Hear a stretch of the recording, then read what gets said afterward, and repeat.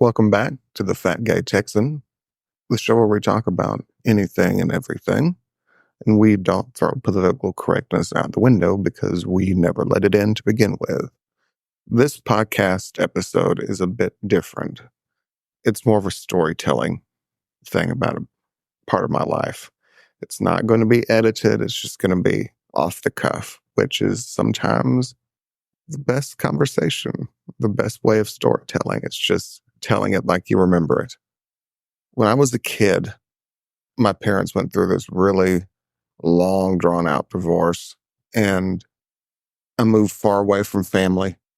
So when I got to go back home to visit my family, it was always a really magical experience. It was an escape. And in my entire life, even back then, I've always had some form of escape. I still do. There are certain things I just escape into. Some are great habits, some are bad habits, but I've never reached a point in my life where I have not had to have some reason to escape. So as a kid, I had these places to go. And luckily or unluckily, however you want to look at it, my dad's parents divorced before I was born, and they both remarried. And then my maternal grandmother was still alive. So I actually had 3 sets, so to speak, of grandparents. So I had 3 different homes that I could go to, all within 30 minutes of each other. As a kid, once I was back home, they were all within 30 minutes of each other. And these places were great. I remember when my grandmother, she bought her mobile home, and it was the first time I'd ever experienced a mobile home. And it was just awesome. I mean, the way she had it decorated, the way it felt, it was a cool experience. I had my own room there, and everything, not everything, but a lot of things in her house were like dark navy blue curtains, dark navy blue furniture. Even the carpet was blue. And she had like this little kitchen bar area. And it was in a really nice mobile home community that had a pool. And, my first experience with like a plastic bathtub and all these things. And it was so different from where I lived.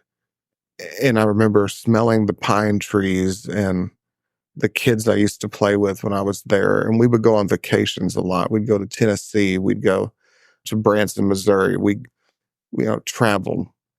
My other set of grandparents, we would also travel. They live in a very rural part of the state. And we would go camping. They had a camper. We'd go here and there. But my grandmother's trailer was my favorite of the houses. Now, my maternal grandmother, she lived with my aunt, and we were very, very, very close. And she had her own room. It was the master bedroom. But all these places, I'm just sitting here talking about it, and I'm being flooded with so many positive memories, right? I'm mentally escaping as I'm talking in this episode of this sort of time in my life where when I was there, everything was perfect. I wasn't the poor kid with the divorced parents. I was a kid with family and support and places I wasn't embarrassed to live. It was awesome. As you grow older, of course, your grandparents grow older. And sorry, this is unedited drink of water time. They grow older. And I've reached the stage in my life where these places are starting, well, all but one have really disappeared. I no longer have these places to go. My Mimi, grandmother on my dad's side, I call her Mimi, she moved several hours away, sold her mobile home, and she's in a great place now. But it hurt. It took away something I really loved. And I love her. I mean, I love to see her, but it was that house. And, homes hold so much power over us. At least they do to me. There's always that thing, if the walls could talk. There's so many places I wish I still lived, places I regret leaving. I love the place I'm in now. And I know if I leave it, I would regret it. And I'm just so attached to things so easily. I don't know why I'm attached to things so easily like that. But I mean, I can remember almost every time I've moved, and I've moved a lot. Almost every time I've moved, I've cried about it. It devastates me to move. I'm excited about the new place, but it devastates me. And I don't know if it's because of the memories there or the lack of never seeing something through to its full form, all the plans you had to do in that house or whatever, things that didn't happen. I don't like shutting doors. I don't like closing off parts of my life forever. I do, and I'm good at it, but I don't like it. It reminds me of a Joan Rivers quote from back in the day, and she said, when one door closes, open it back up. That's how doors work, you idiot. It's always kind of made me laugh because it's true, right? But so you lose these places as you get older, and they just become memories. And the problem with memories is that the longer ago that memory is, the more it fades away. See, my Mimi's trailer, I can't go back and refresh my memory anymore. I can't go back and smell it. I can't go back and see it. I can't go back and see where some of the happiest moments of my childhood were anymore. Yeah, I can't go look in my old bedroom and remember the kid, when I was a happy child. I don't have that. And so and it's an unhealthy attachment. I know it is. But it's just one of those things where we all go through, and I'm going through that in life at this moment where people are either dying off or they're getting too old to live in the places that they've always lived and they've got to move somewhere else. My Aunt Mary, been in her house for over 50 years. She moved, and which is great for her. I mean, she's in a wonderful spot, beautiful luxury retirement high-rise building, beautiful place. Once again, though, the memories are fading. You never forget the house per se or things like that, but you know what I mean. You start, and if you don't believe that's true, then think back to, can you envision your kindergarten classroom as well as you could when you were in second grade? No, you can't. Those memories do fade. All the details fade. It's kind of like an old photograph. It starts getting fainter and fainter to where it's just not vibrant anymore. And like an old photograph, I can't refresh it. Once it fades away forever. And that terrifies me. That terrifies me that the places I go in my mind to find happiness and joy are fading away. And where will I find happiness and joy?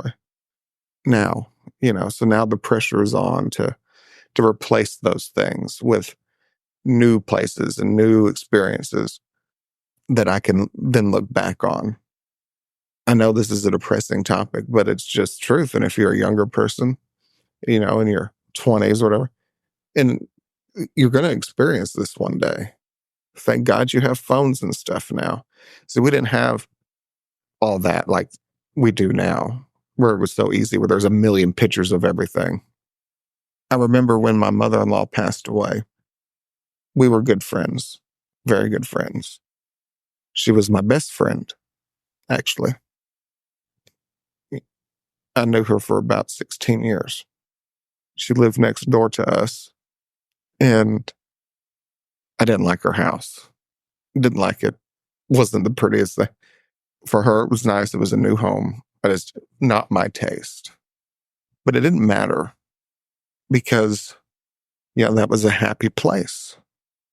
And when she passed, I remember going into her house alone, and it was eerie because everything was as it always had been. 7 days ago, she was living in that house, from the day I walked in. So there was still a coffee cup on the counter. It was like she could have walked in at any second. And I remember then going, this is it. All those happy times, everything that this house, that happened in these walls, over with. And I remember being so mad. Oh, I screamed.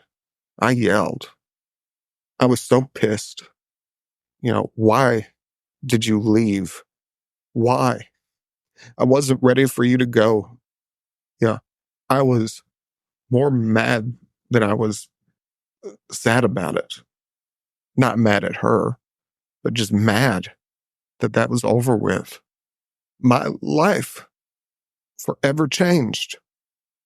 Do you know what it's like to have a best friend who lives next door that you can just go talk to every day? Someone you can depend on.